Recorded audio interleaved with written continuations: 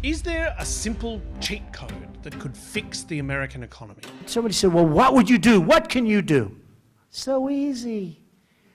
I'd drop a 25% tax on China. Oh, this idea seems pretty simple. Just put a tax on foreign countries. And, you know, I said to somebody that it's really the messenger. The messenger is important. I could have one man say, we're going to tax you 25%. And I could say another, listen, you motherfuckers, we're going to tax you 25%. I mean, Americans pay tax, so why shouldn't those people pay tax to America? Foreign companies want to make stuff at home and sell it in America, they can, but they have to pay this tax. US President Donald Trump is a big fan of this idea. He thinks this would solve America's foreign debt problem. 1 year of this tax and we don't owe them anything. Plus, it would bring back manufacturing jobs to America as companies try to avoid the taxes. You know what? They're going to make cars here. And it can be used as a tool to make other countries do what you want them to, like crack down on immigration. So we need help from Mexico. If Mexico doesn't give the help, that's okay. We're going to tariff their cars coming into the United States. Trump has been attached to this idea of a tax. A tariff or whatever you call it. Okay, let's call it a tariff because that's what it is. Trump has been attached to this idea for decades. During his first term in office, he played around a lot with tariffs, but never threw that 25% tariff on all Chinese goods. Now, as his second term begins, he's going all the way, throwing a tariff not only on China, but on Canada and Mexico as well. We're thinking in terms of 25% on Mexico and Canada. Oh, and also the European Union? We have a $350 billion deficit with the European Union. They treat us very, very badly, so they're going to be in for tariffs. He's even talked about imposing a universal tariff on all goods imported into America. This, he says, will make America rich again. It will stop drugs coming into the country and balance the federal budget. Now, America and most Western countries have had extremely low tariffs for about 80 years. Nobody really remembers what they were like. And this makes it hard for economists who oppose Trump's plans, which is virtually all of the economists, to argue against him. But there's one American ally that has a more recent history of high tariffs and memories of what that is like to live with. Tariff protection has been a generally accepted policy in Australia for nearly half a century now. While most Western countries dropped their tariffs after World War II, Australia kept them in place into the 1990s. So what was that like? And what could it mean for America and the global economy if Donald Trump does something similar? Today, the new US president has pinned his economic policy on tariffs. He's relying on it to do all sorts of things, and he says it will not raise the cost of living for the people who elected him. But is that even possible? I'm Matt Bevan, and this is If You're Listening.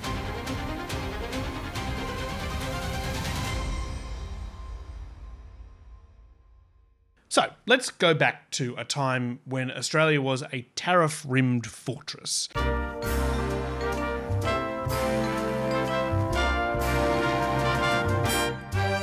In mid-1974, we were preparing to introduce colour television, and only 20 years after Americans got it. Experience shows that colour is like a lot of other things. Once you've had it, you can't do without it. Once you've seen bits of Wimbledon or Raquel Welch in colour, it's very hard to go back from flesh to half-tone. ABC reporter Peter Luck went out into George Street in Sydney to ask people a simple question. If colour television sets cost $1,000, would you buy one? Not likely. Very doubtful at $1,000. Probably not if it was $1,000, no. Literally nobody was keen. But this wasn't a hypothetical.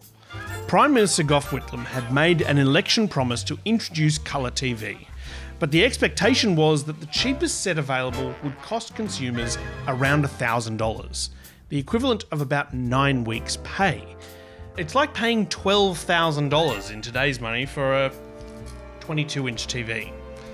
This was more than twice as much as it cost to buy one in New York, London or Vancouver. I wouldn't even buy one for $500-600.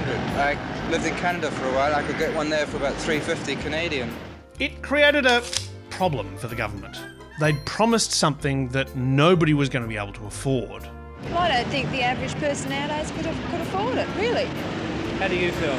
No, I definitely wouldn't. So what was going on here? Why were they so expensive? Well, you could find the answer around the corner from where Peter Luck was accosting Sydneysiders. Not on George Street, but on York Street at AWA Tower. Few Australian companies can claim to have survived as long as AWA. The people who brought us the wireless and TV have been Australia's major electronics firm since 1913. AWA's headquarters was, from the late 30s to the late 50s, the tallest building in Australia.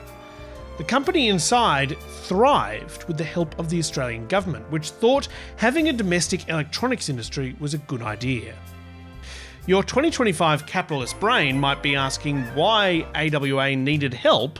If their radios and TVs were good, then surely people would buy them. Well, in manufacturing, the more you make of a thing, the cheaper the cost per item gets. And in the 1970s, Australia's population was just too small, just 13 million people. Australian manufacturers of cars, shoes, clothes, furniture, canned food, chemicals and ships couldn't compete with much larger Asian, American and European companies. Asian competitors were a particularly big problem, as wages there were far lower than in Australian factories. So what did the government do about that? Listen, you motherfuckers, we're going to tax you 25%. No, they were much more civil about it. They sent the first messenger with the squeaky voice. We're going to tax you 25%. Say you're shopping for a black and white TV. There's an Australian-made AWA TV for $300, and next to it is a Japanese TV for $336. Now, without the 180% government tariff, the Japanese TV would have cost you $120. They can make TVs way cheaper in Japan. But thanks to the Australian government, you're going to ignore that Japanese TV and pay $300 for that AWA set. And the government gets to pocket the $216 tariff. Yeah! You get a TV and a manufacturing industry, but stuff is way more expensive. If you're a foreign company, you can get around it by making the TV, or whatever it is, here in Australia. So, by the mid-1970s, the government was in a bind. The tariffs meant that Australians had no alternative but to buy expensive manufactured goods. Australia is one of the last countries in the world to maintain high tariff policy. It's becoming quite discredited in Europe and America. But the government got a lot of money from them, and they propped up thousands of jobs. It was an economic trade-off, the same one that Donald Trump is making in 2025. I always say tariffs is the most beautiful word to me in the dictionary, because tariffs are going to make us rich as hell. But the looming colour TV switch drew attention to the cost of tariffs for ordinary Australians. In 1973, tariffs on foreign-made TVs were at 180%.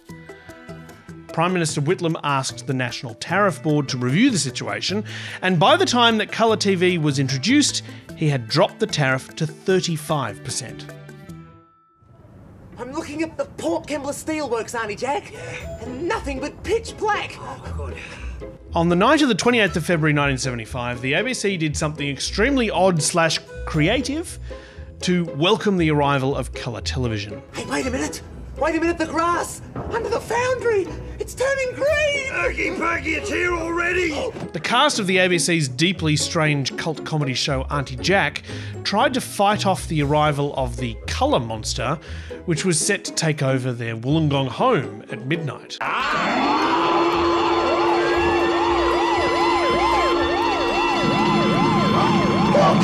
Auntie Jack, the colour, it's leaking through the window. A filthy thing all over my new carpet. Look, it's filling the room. How are we going to breathe? Quick out for the Wollongong air. I'll try and hold it down. Auntie Jack, boxing glove on one hand, crown on head, tried to hold back the colour as it gradually ascended from the bottom to the top of the screen. Here it goes, Arthur. Oh, what a beautiful room. Sweetie, quite nice being in colour, isn't it? Australians went nuts for it. The Australian television market is coming home to colour at a far faster rate than the manufacturing industry predicted. Despite the price, after a year of TV broadcasting in colour, 1 in 5 Australian homes had a set that they could watch it on. It was one of the fastest switches to colour in any country in the world. But it came at a cost. That 35% tariff wasn't nearly high enough to save the Australian electronics industry. By the end of 1975, AWA had laid off 2,000 factory workers. The industry was in a nosedive, and it was a sign of things to come. Throughout the 80s and 90s, one by one, the tariffs were dropped, and one by one, the industries they had been protecting disappeared. Many producers are beginning to wonder whether Australia really wants a manufacturing sector at all. By the end of the 1990s, Australian tariffs had dropped to an average of around 5%, and they've basically stayed there. Our manufacturing industry is basically gone. We don't really make things here anymore. Other countries can do it much cheaper. For consumers, it's made a massive difference. Food, clothes, appliances, furniture and cars are way cheaper now than ever before. Now, is all of this good? Is having 3 TVs better than having TV factories in Australia? Well, that's very much a matter of opinion, but this is the economy that America, Australia, and basically every other developed country has decided to have. Until this guy. I'm not looking to have enemies with China. You know, I actually get along. I'm a lover, not a fighter, okay? In the early stages of the 2016 election campaign, Donald Trump invited CNN into his golden lair, Trump Tower, to do an interview. Tonight, a CNN special report, the Donald Trump interview. In the golden lobby, in front of the golden escalators and the golden elevators, Trump promised to bring manufacturing jobs back to America. I'll be the greatest jobs president that God ever created. I'll take them back from China, from Japan, from Mexico. Trump said that he would achieve this with tariffs on things like cars. But won't that increase the price of the cars? No, you know what? They're going to make cars here. And maybe a person will buy fewer cars over the course of a lifetime. Who cares? Who cares? Well, the car companies, for one, they definitely care. But fair enough. He's saying that prices will go up, people will buy fewer cars, but at least they'll be buying American cars. That's a policy, and it's kind of similar to the attitude of 20th century Australia. Yes, we're paying more for cars than everyone else, but our people are the ones making them. Win. But that was Golden Lobby Trump. White House Trump said something very different. He started talking about tariffs like they were big taxes on foreign countries. Here he is imposing tariffs on some Chinese products in 2018. We've taxed China on $300 billion worth of goods and products being sold into our country, and China eats it because they have to pay it. They very explicitly do not have to pay it. The Americans who are importing the products are the ones paying it. So we're taking in many billions of dollars. There's been absolutely no inflation, and frankly, it hasn't cost our consumer anything. It cost China. Nope, that's definitely not what happened. It cost American consumers $72 billion in the first year alone. But what about the jobs? The industries it revived? Well, in a lot of cases, it actually backfired. The Federal Reserve found that Trump's 25% tariff on steel, for instance, raised costs for American factories that relied on imported steel and led to a net loss of 76,000 jobs. The global economy is more tangled up together than ever before. Almost every complex product in the world, like a car or a TV, relies on bits coming in from lots of different countries. Tax even one part of it, and the whole thing might become uneconomical. Virtually every American economist who looked at the situation found that these tariffs did the opposite of what Trump wanted them to do. But never mind. I'm sure that Trump learned a valuable... hang on. The anti-tariff people, many of them, I believe, honestly work for these other countries in some form. Well, nevertheless. Smart tariffs will not create inflation. They will combat inflation. That's not at all how they work. They are literally designed to increase prices. I had almost no inflation, and I had the highest tariffs that anyone's seen, and they were going a lot higher. Foreign nations will pay us hundreds of billions of dollars, reducing the deficit and driving inflation down. I'm not saying that tariffs are bad, but foreign nations do not pay them, and they do not drive inflation down. The way that Golden Lobby Trump talked about tariffs, it may not have worked as he hoped, but it kind of made political sense. The loss of manufacturing jobs in America has deepened inequality between people with higher education and people without it. In 1980, Americans with higher degrees used to earn 40% more than those without degrees, but now they earn 80% more. It's these people who have elected Donald Trump, twice now, and he could conceivably use tariffs to get them better jobs. If Trump targeted tariffs at specific products and industries, it might incentivise companies to open factories in America.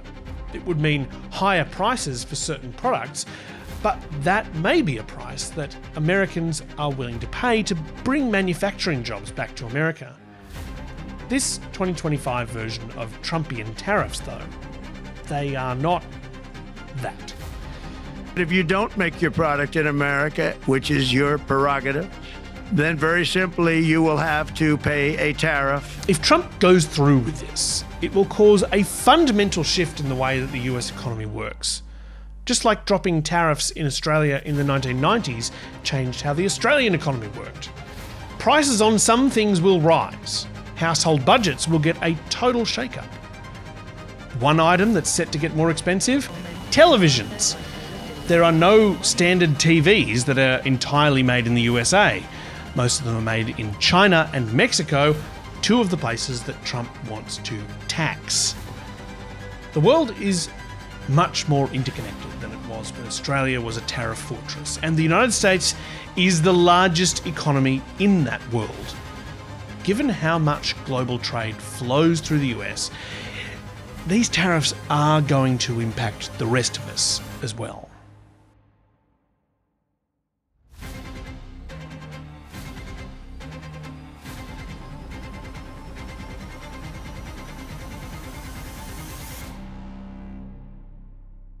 Yeah!